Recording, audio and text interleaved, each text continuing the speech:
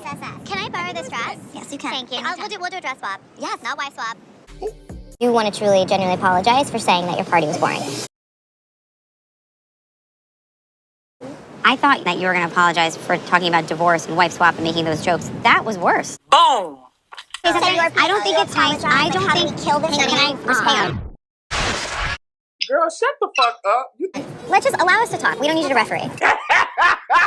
Can we just like squash it and just like move on? Whoa, don't burn your. Okay, by the way, you know I love you, but I don't believe your story about the embryo thing. There's a lot of stuff I could lie about, and that's not one of them. Okay, so I'll find the next one. Alright, Keith, and I'm back with another video, and this is going to be the Real Housewives of New York, episode 9. To all the new subscribers, I appreciate you guys subscribing, joining the ride.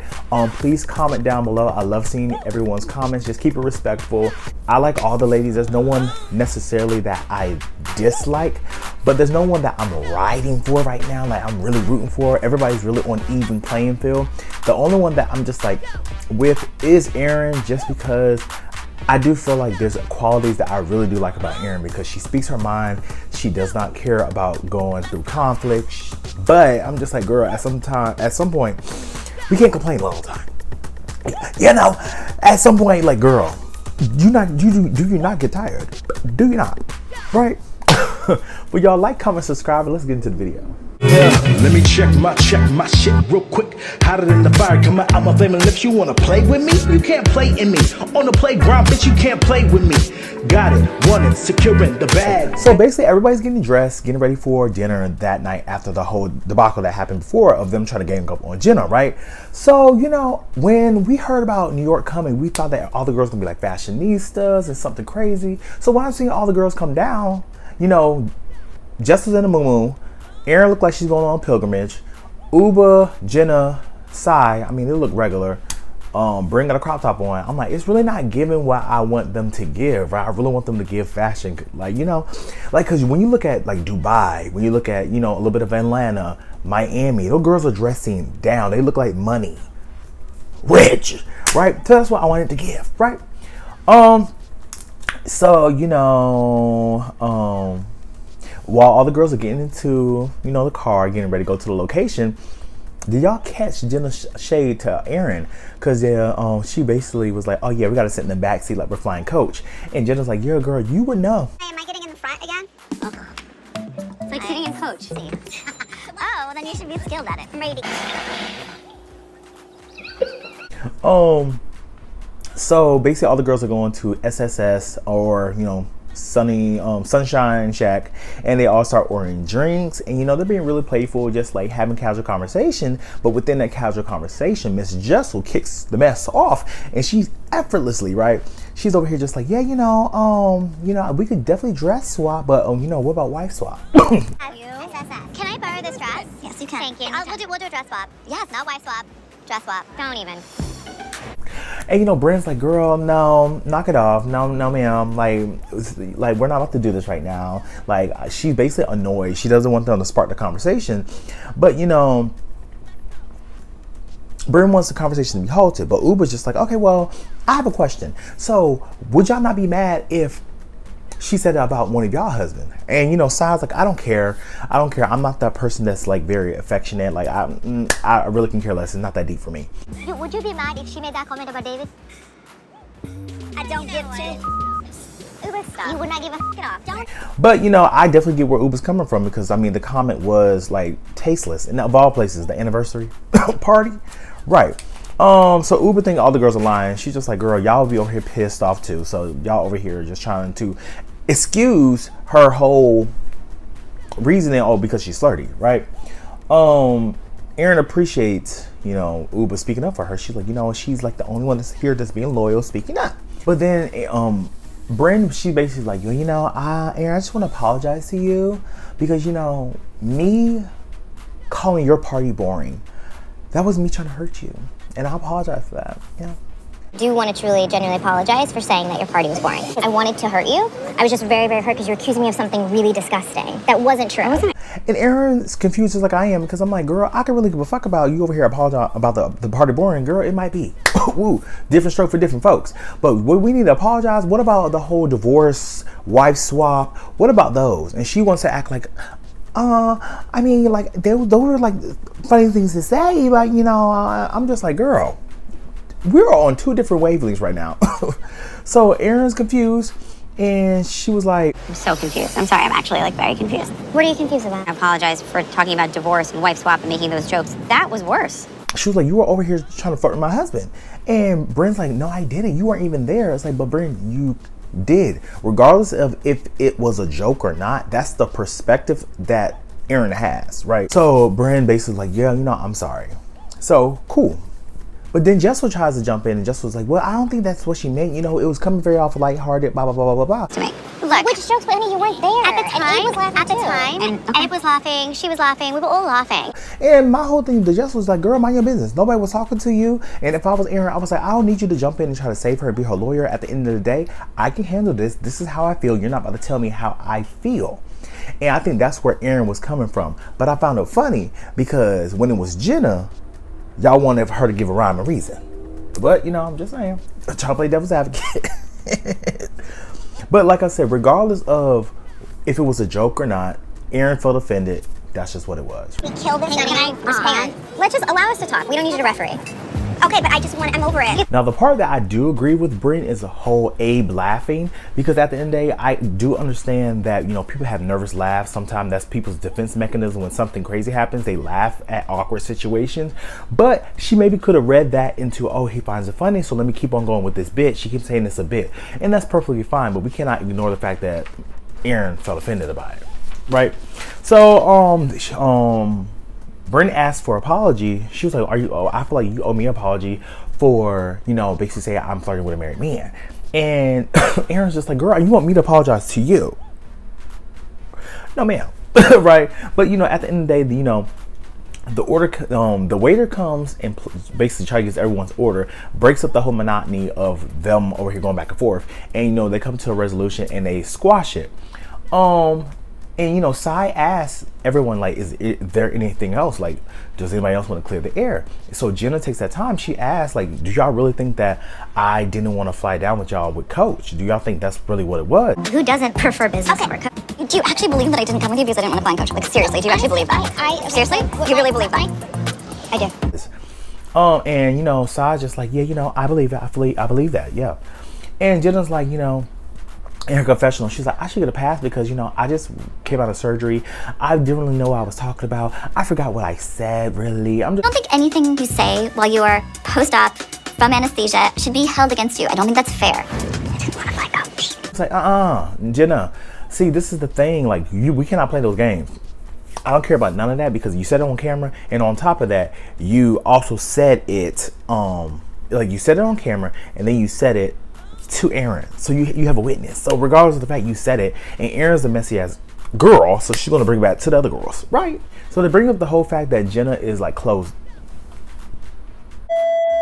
So to bring up the whole fact that Jenna is closed off, and they feel like, you know, she doesn't open up to them, and you know, the girls are basically talking about like, you know, Jenna, you always give us gifts, and that's fine, but we don't even know nothing about you. But my whole thing is like, maybe that's Jenna's love language. Like, gift giving is a love language. Like, maybe like she doesn't communicate like that, and like she explains later on, is like her family dynamic growing up wasn't like that. She didn't know her mother had Asperger's until she was 44 years old, and I was like, damn. Because like, you think that your parent is a certain way, but when you get older and actually understands, can analyze your childhood back, you actually realize that, you know, my parent actually had a, you know, disorder that blocked them from, you know, showing emotion. By the way, I love all the gifts. Keep giving them, please. Because they're lovely.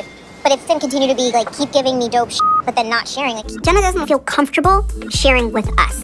And for me, that would change my whole perspective of the situation, because you could show a little bit more empathy because you didn't know that your parent was suffering through that, right? And I also understand Jenna's point of view and her rebuttal about, you know, not opening up and or relating to the girl that was interviewing for the the lashes, and she was like, yeah, it's like she was trying to relate to the girl so she can like tell her something embarrassing and she can like calm down. So they're like, yeah, you know, you wouldn't even tell me your name when I broke down. I'm just like, girl, like Jenna said, that wasn't the time or the place for me to tell you after you over here talking about you're on Section 8 and your parents left you to die, and for like, yeah, my name is Judith.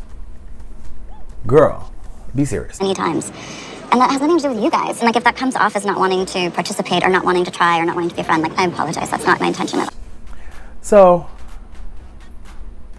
and like I said, all the girls feel like Jenna doesn't open up. But as a viewer watching it, I feel like I've learned more about Jenna than I've learned about Uba, Aaron, and Jessel. I didn't grow up with anyone really wanting to. And I'm not trying to paint a sad story. I'm really not. That's not, Jenna. This is not a sob story. This is your story. Yeah. So Jenna starts getting emotional, and you know, she, like I said, she opens up about her childhood and about her mom, and then how she's not close to her grandma, and you know, it will be very hard, right?